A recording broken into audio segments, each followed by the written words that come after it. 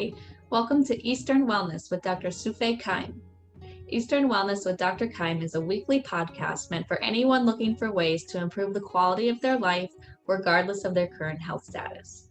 Eastern Wellness with Dr. Kaim covers a variety of different health and wellness topics like nutrition, sleep, exercise, toxins, emotional health, and so much more. Dr. Kaim interviews health experts about tips, techniques, and trends in wellness, as well as regular people who have their own wellness pearls to share. For more health and wellness tips and resources, visit Dr. Sufei Kaim's YouTube channel, and that's Dr. Sufei Kaim, Sufeikime. Thanks for listening. On today's episode, I sit down talking with Dr. Alan Bonebrake. And I met Dr. Bonebrake 6 years ago in the seminar, and he is a chiropractor, and I was sitting in his class. And so, Dr. Bonebrake, could you tell us about yourself and what you do and area of expertise? Okay, well, I'm a chiropractor with a Master of Sciences degree emphasizing human nutrition, a master herbologist, master acupuncturist, a diplomate in personal injury and spinal trauma, fellow of the Academy of Diagnostic Physicians, and a certified diagnostic physician. I've taken over $1.5 million in professional seminars, read over 10,000 professional textbooks and periodicals. In addition to having seen over 40,000 patients, over 3,000 of which were upper level athletes, and taking care of 12 professional sport teams, including over 800 professional athletes, I've been teaching seminars to professionals beginning when I was in chiropractic college. And I teach neurological and biochemistry techniques to help patients get better quicker and with a lot less effort, which you know because you've taken them all. So, so are you still teaching? Are you still practice? Or just? I practice a couple of days a week. Mostly I'm preparing for seminars on the weekends, which I teach 2 or 3 weekends a month. Okay, so you still practice in Texas? Yes, in the North Dallas area, correct. Got you. So what are your 3 top wellness tips?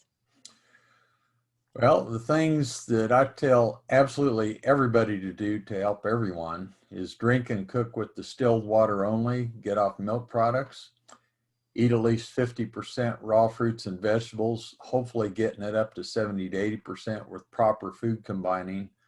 The third one is to take a stroll on the grass daily, hopefully barefoot for 15 to 30 minutes in the fresh air and sunshine. Okay, tell me about that, the distilled water, the first one. Why distilled water? Distilled water, actually I didn't go into that with any preconceptions. When I was in chiropractic college, I went to Davenport, Iowa, and I remember filling the first glass of water. I held it up to the light, and it was so foggy I couldn't see the other side.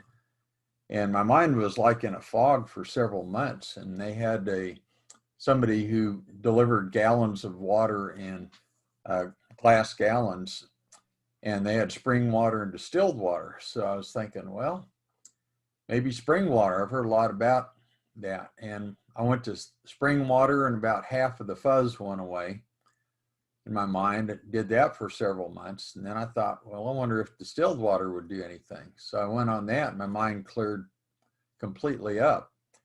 Now, when I went into practice, everybody asked me what type of purified water was the best. I said, I don't know, what type are you doing? And I would write it in their file. One of the things that I found was that the people on distilled water far and away did better than any of the rest of the people. So much so that I started telling people who weren't progressing, get on distilled water for drinking and cooking, and they immediately started progressing. And if they were progressing to a certain point and stopped progressing, I'd put them on distilled water, they'd start progressing again. people would bring things with their pets in. They'd say, you know, the stuff the vet is recommending, the drugs aren't doing anything, the changes in diet, what should I do? I said, put them on distilled water. They would get miraculous turnarounds. We had dogs that were totally paralyzed in their hind legs, you know, on those carts, and their paralysis would go away. They had ratty fur and the skin would smooth out, and the fur would smooth out. You know, it's just, you know, I can't say it enough. If I were to tell anybody one thing to do for their health, it would be get on distilled water, and it's just from experience. Now, why do I think it works? I think it works because, for one thing, it's very clean, so you're not putting pollutants in it. It's going to flush out a bunch of junk out of your system. And basically, one of the things when I went to community college for a year, and I didn't have any classes right after chemistry, and a fellow that I went to high school with was the assistant there. And so I just sat and talked with him for an hour, you know, a couple of times a week. One day he said, did you notice that the distilled water we use is really acidic? And I said, yeah, why is that? And he said, well, that's because we distill it 3 or 4 times, and distilled water in particular, water by itself pulls a lot of hydrogens out of the atmosphere, but distilled water pulls a lot more out. And you get a lot of what's called hydronium ion, which is H3O. Now, that's 3 hydrogens and an oxygen. So hydronium is also known as a proton. Later on, got into studies with nutrition, and you find out that antioxidants are proton or electron donors. So I think one of the other reasons that it works so well is it's probably the cheapest antioxidant you can buy. And the water wants to give up that extra hydrogen, and that takes care of the free radical oxygens and just really helps anybody's health or any animal's health. So what do you think about, like, people right now is they are promoting the alkaline water. So what's your thought on that?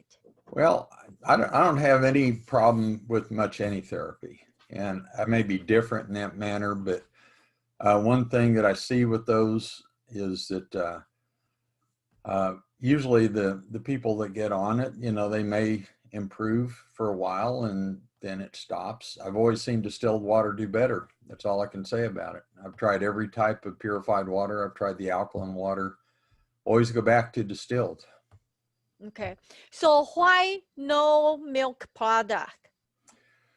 Well, if you read in the literature, and I've done a lot of studies and a lot of stuff, milk comes up and it usually has a really bad problem with it. And for example, most people don't realize that milk, cow's milk is 4 to 5 times higher in phosphorus than calcium. Human milk is 1 to 1. And they say, well, it raised the calcium in the blood. Well, that's true, but it does it to neutralize that phosphorus. So it actually draws it out of the muscles and the nerves and the bones in order to neutralize the phosphorus. So you get a higher amount of calcium in the blood. And there are studies, which I teach in my course on nutrition, basically right out of the science books. Those who drink the most milk, the countries that drink the most cow's milk, have the highest rates of osteoporosis and osteopenia. And that just backs up, you know, the observations. Now, one thing that I noticed before I even knew all that, I would ask people, especially older people, you know, they get in their 60s, 70s, 80s, 90s, and I would see when you take x-rays, if they don't have a lot of density, the bone doesn't look as bright. And you see some people, the only place that you know that there's a bone there is you see a line there because it's dark inside and outside the bone. And I always ask them, I just made a habit of asking them, because the presumption was, well, they didn't drink enough milk because of what you hear. And the people with absolutely the worst bone density, I would ask them, do you drink milk? I say, yeah, 2 glasses every day my whole life. The ones with the best bone density, when they're old, say, no, I hate this stuff. I never drink it. And there's a lot of other things, I could do a whole seminar on milk. And I don't know if you follow my podcast, but I did a whole seminar on it on the podcast that I give on a bi-weekly basis. And I can make that available to your audience, by the way. I can send them the link for that, and I can send them the notes from it. But there's a lot of things that are problematic about, especially cow's milk.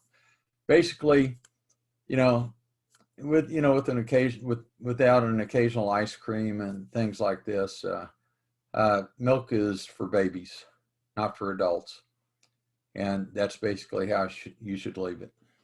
Got you. Can you tell me a little bit about the food combining?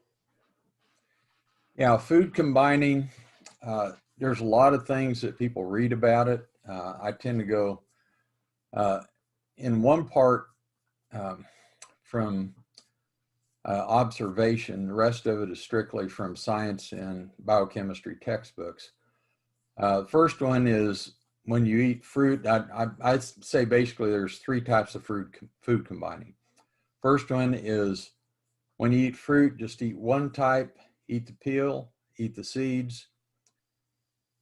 With juicy fruits, wait an hour before you eat something else. With the denser fruits, wait 2 hours before you eat something else. Don't combine even one type of fruit with another type of fruit, because they have different types of chemistry, and it upsets the digestion. And I tell people a lot of that. A lot of women like fruit cocktails, for example, and they're having a lot of trouble with bloating and gas. And I said, well, just eat one kind of fruit and their bloating and gas goes away. It's a matter of combining those fruits. And I don't even want you combining yellow apples with red apples or red apples with green apples. If you eat yellow apples, that's all you get that meal. If you eat green apples, that's all you get, for example. Eat the peel and eat the seeds. Now, the second type of combination is a couple of leaves of green leaves. And you want a type of carbohydrate, any type of carbohydrate combined with raw nuts, seeds, or legumes, which are beans, peas, and lentils. Now, the raw nuts, seeds, and legumes are high in lysine and tryptophan, which are very low in other ones. And basically in adults, we have 8 required essential amino acids that we have to get from foods. Children have 10. So you got to make sure you combine them properly. That's one of the problems that I see in vegans. They don't tend to know that, and they just think, well, I'm eating high quality food. Well, you have to know how to combine the food so you get the proper complement of amino acids also. And the third combination is just green leafies plus animal protein. And there's a whole lot more around that about the digestion and production of alcohol in the system, causing fatty liver and putrefaction in the intestine, causing all sorts of bizarre symptoms in the body. But basically, we recommend those in that way, plus the proper way to chew to help the digestion work right. What do you mean proper way to chew? Okay, proper way to chew. Basically, you look at animals that are vegetarian and they have molars and they chew to a watery state. Those that are carnivorous basically have sharp teeth. They rend and they swallow. They can't chew. Now, in your mouth, you have saliva. The more you chew, the more alkaline it becomes. It only digests plant starches, has absolutely nothing to do with animal protein fat digestion. The first 2/3 of the stomach is only a storage area. No digestive fluids are produced there whatsoever. The last third is very acidic, and The body puts hydrochloric acid in there, and pepsinogen at 2 pH turns into pepsin. And if it ever goes above 5 pH, it's inactivated and can't revert back again. Now, things that cause it to go over 5 is drinking with and around meals and digestion too much, saliva, which is alkaline, and sugar, which neutralizes the hydrochloric acid. So we tell people last time you should drink is 15 to 30 minutes before you eat. If you absolutely have to drink anything during the meal, it's just small sips because you don't want to dilute the digestive enzymes much. And maybe 3 or 4 swallows at the end of the meal just to clean out your mouth and throat. Now, until your meal is fully digested, maybe 4 ounces of distilled water every half hour. Now, the juicy fruits take an hour to digest. So after that hour is done, then you can drink more. The firmer fruits, 2 hours. Same with that. Carbohydrates, 2 hours. Animal protein, 3 hours when you chew and drink water like we're telling you to. So when you combine plant starches and animal proteins, the fiber from the plants tends to up the putrefactive poisons in the system. And when you chew like animals, the carbohydrates, you chew to a watery state, so it goes through the stomach very quickly. It's alkaline in the mouth, it's alkaline in the small intestine. Animal protein has to have the first phase of animal protein digestion in the stomach. It breaks down the complex protein into polypeptides. And then it goes through the pyloric sphincter into the small intestine where it's alkaline again. Then the pancreatic enzymes breaks that down into individual amino acids, and then they're absorbed. Now, the stomach does not know when something's digested or not, only when it's small enough and liquid enough, it passes through the pyloric sphincter into the small intestine. So if you chew animal protein to watery state or you eat ground meat, it tends to pass through quickly. You get a lot of putrefactive poisons. Putrefactive poisons are neurotoxins. They poison your nervous system. One of the things that I do with people that come in that have a lot of problems, I can get off animal protein 2, 3, 4 weeks. And then the body stops producing the putrefactive poisons. And a lot of their stuff, a lot of their ills just clear up because it was coming from the putrefactive poisons. So we teach them how to combine foods properly and to chew properly. Now, when you combine plant starches and animal proteins, the body tends to keep the starches behind in that 2/3 storage area and shunt the animal proteins forward. In the heat and moisture, it becomes like a still in there and produces alcohol. Alcohol is one of the few substances that's absorbed directly through the stomach lining into the circulation, actually about 20%. This is why about 40% of the population in the United States has a fatty liver, even if they don't drink a lot of alcohol, because they're producing it in their own system. It's called immaculate intoxication or autobrewery syndrome, okay? So we teach the food combining and how to chew simply to help the body to digest everything more fully and keep the body from producing poisons which are causing adverse health symptoms. Awesome. So why walk outside barefoot? Bare feet? Okay. Back in the late 1980s and early 1990s, they had, you may or may not remember, but back in the early 80s, they came out with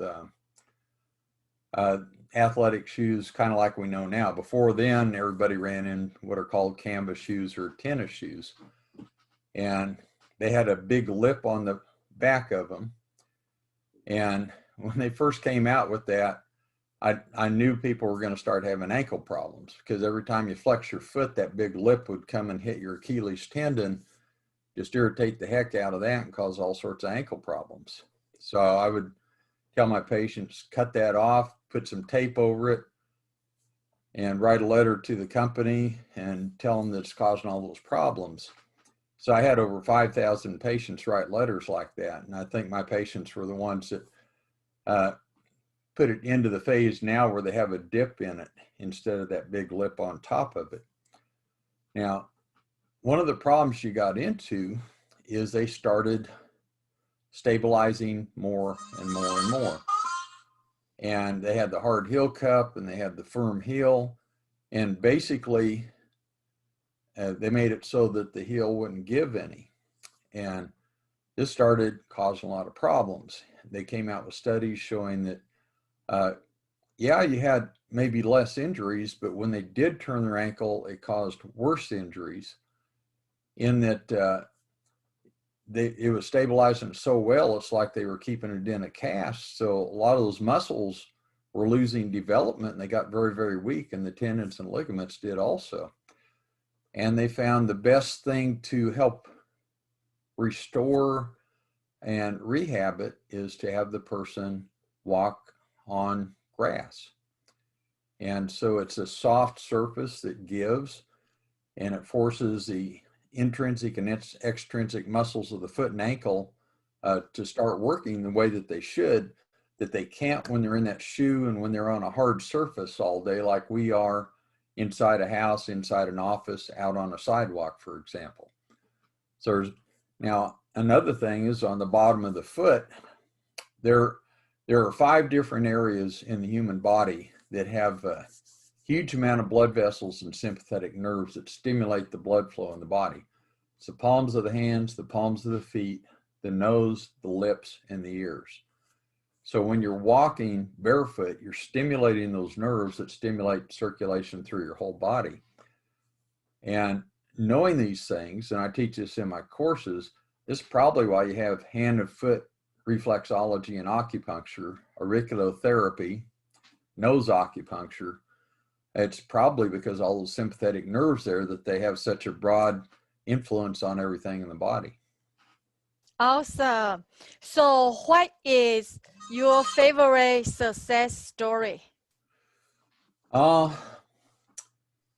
favorite one is most likely, let's take a look here.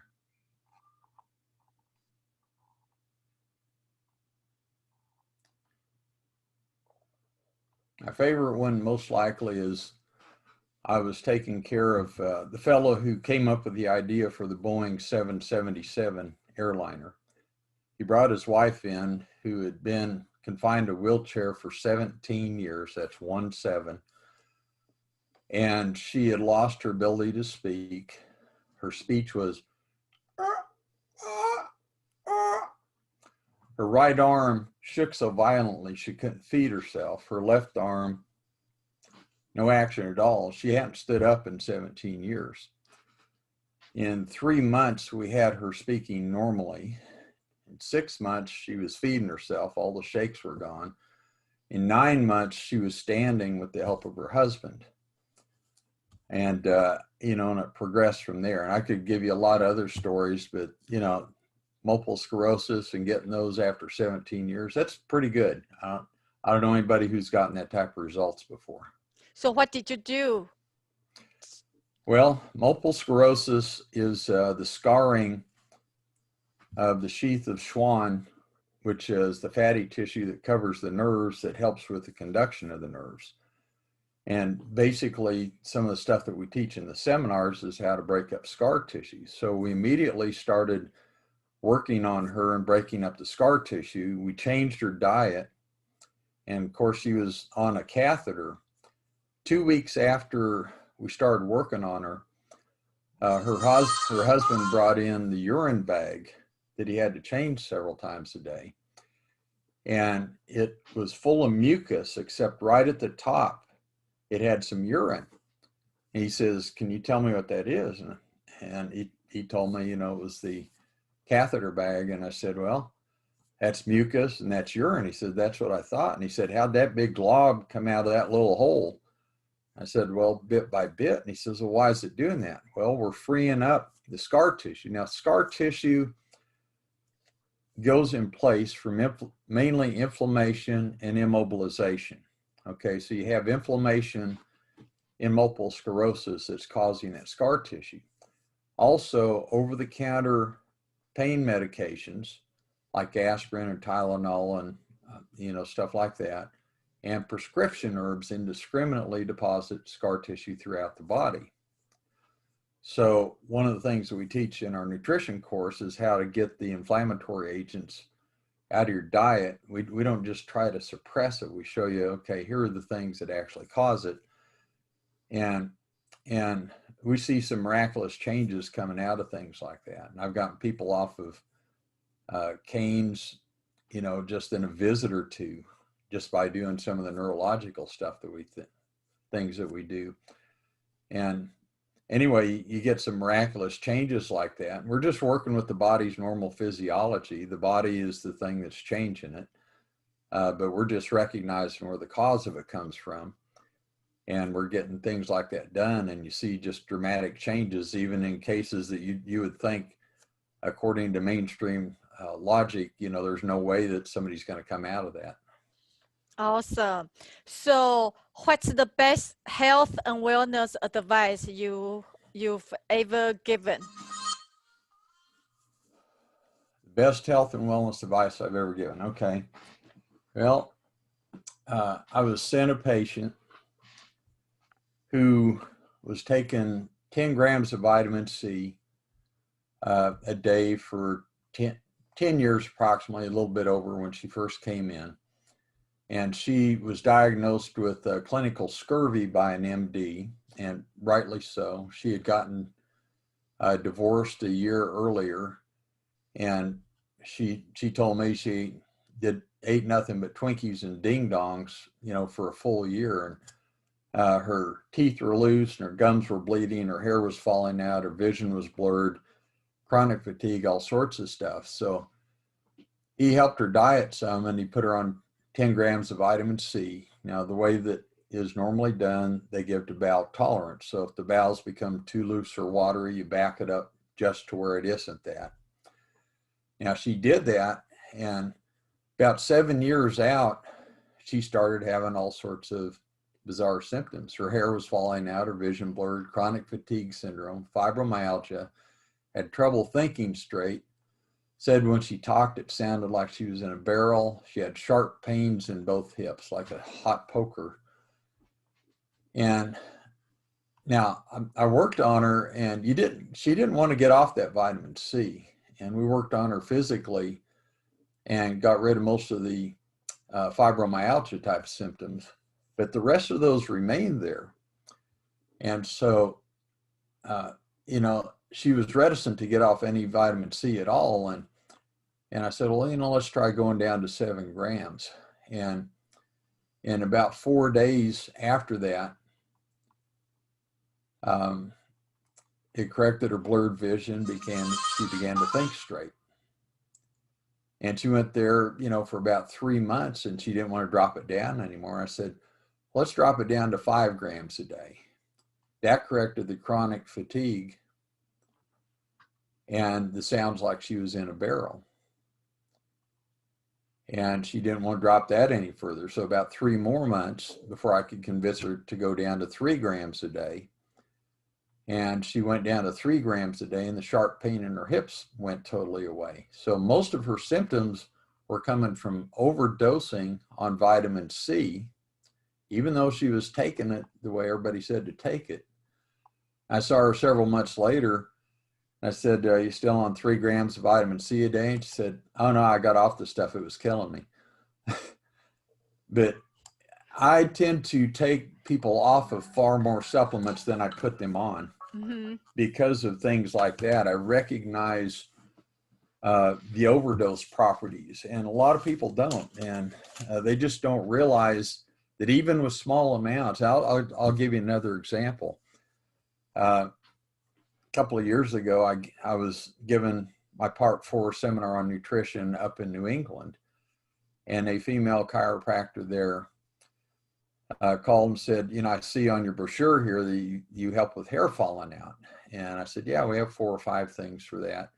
Another one called because her baby was having colic. And the normal thing you do with colic is put the baby in front of a window and have it get sunshine, you know, 15 minutes a day or so. But that wasn't working. So one of the first things that we cover in that seminar after the distilled water is vitamin A, and we give the toxicity effects of it. And one of the toxicity effects is hair falling out. And she heard that, and she called me 3 weeks after the seminar. She said, I was only taking a single capsule of vitamin A day. I got off of it. My hair quit falling out a week later. Now, 3 weeks later, I just wanted you to know my hair is growing in thick again. And she, you know, it's beyond belief that just taking a single capsule of vitamin A day could do that, but yes, it can. The other woman, because she read, and rightly so, that vitamin A is necessary for the immune system of the baby, was only taking a single capsule of vitamin A a day. She stopped it. 4 days later, the colic stopped. And the baby was over 3 months old, by the way. Okay. So I get somebody that comes in and they're taking a whole lot of supplements. One of the first things I do is I start talking diet with them and distilled water, and I say, let's get you off of all of those supplements. Then let's figure out which ones you may really need. I had one lady come in, she was taking 88 supplements a day. She was a multimillionaire. We got her down to 8 a day. She was under high stress, and she was in much better health, you know, at 8 a day than taking 88 a day. And, you know, she had a whole lot of other stuff going on. But anyway, those are just a few examples of that. Awesome. So what's the most challenge, what's the most common challenge to health and wellness you are seeing in your practice right now? Probably that both doctors and patients aren't relying on basic diet, easy exercise, and sunshine much at all, but fancy gadgets and supplements. Instead of telling people to go out and take a walk for 15 to 30 minutes a day and get the sunshine to get their vitamin D, they're telling them to take a capsule. And, you know, one of the things about vitamin D is you take too much vitamin D, it causes pathological calcification of the organs. That's been known for decades and decades. There's a book out called Pathological Calcification. It's on that very fact. And I have a bulletin from Mayo Clinic talking about atrial fibrillation, which you never heard of before the early 2000s. All we heard about was ventricular fibrillation. And basically said that overtaking niacin and vitamin D causes ventricular fibrillation. And when I see somebody come in with ventricular fibrillation, their nutritionist, their MD, their chiropractor, it's been telling them to take, you know, the niacin and or the vitamin D, because vitamin D, after all, acts like a hormone and affects a whole lot of things. And niacin helps clean your arteries out. So before that, medical doctors basically were on the bandwagon with vitamin B12. But in the early 2000s, they started giving pharmacologic doses of niacin and vitamin D. And unfortunately, you have these other symptoms that pop up with it. Nobody traces it back there because, after all, you know, how can a little bit of those vitamins that are supposed to do so much good be causing a lot of harm? But it's right there in the literature that it does, even in the Mayo Clinic literature. Awesome. Who is a health and wellness innovator you admire and respect? I would have to put right up there, and I can name a lot of names, but Hugh Reardon, who's an MD in Wichita, Kansas, he had a mostly nutritional practice. He was a psychiatrist. He was one of the co-founders of the Orthomolecular Society, was absolutely without any type of bias at all. We referred patients back and forth. I learned a lot from him. He saw patients from all 50 states and every country in the world at the Center for Human Functioning. And by the way, if your audience wants the best online nutrition research library, have them subscribe to the Center for Human Functioning in Wichita, Kansas. There is nothing like it anywhere else. Awesome. Yeah, that would be good. Are there any new health and wellness trends you want to try? Well, I'm for anything to hasten wellness in the most, and especially in the most inexpensive manner. I would say laser, but I used that for years after it first came out. I knew the guy who invented the first laser for health. It was a chiropractor from Pittsburgh, Kansas, of all things. Nobody tells anybody that. He was an absolute genius. But what I do now is much quicker and more efficient and a lot cheaper in most cases. Okay. So basically, it goes right back to getting the diet right and exercising right, getting the right amount of sunshine, clean water, such as distilled water. I haven't seen any trends that are better than that, frankly. Okay. So how can listener connect with you? Well, they can go to ttapscenter.com. That's ttapscenter.com and subscribe to my newsletter, or even submit a question. It gives option to submit questions there. I also give bi-monthly free podcasts, which they'll be appraised of if they, want the newsletter. That's kind of a vocal newsletter, as well as the seminars I give. So, and I have films that I produce to each of my courses, which Plus, very soon, amongst other things, I'm going to have a nutritional course and a newsletter for laypersons to help themselves, their loved ones, and their acquaintances. So ttapcenter.com would be the best way to do that, and they can take advantage of those free podcasts just like the professionals that take it. I have several of my patients that tune into that. So thank you. Based on what we talked about today with Dr. Bonebrake, I want to challenge listener to go out barefoot to walk on the grass in the very early morning. That would be awesome, because that's when the oxygen is highest in the air too. And plants inhale carbon dioxide during the day and exhale oxygen at night. So oxygen is at the highest level first thing in the morning, right before sunup. That's awesome. Thank you so much, Dr. Bonebrake. I appreciate so much you sharing your wisdom with us. That's a lot of, maybe we will have you come back, on the program to, to talk more later in the future. That would be an honor, Dr. Keim. Thank you so very much. Yeah, thank you.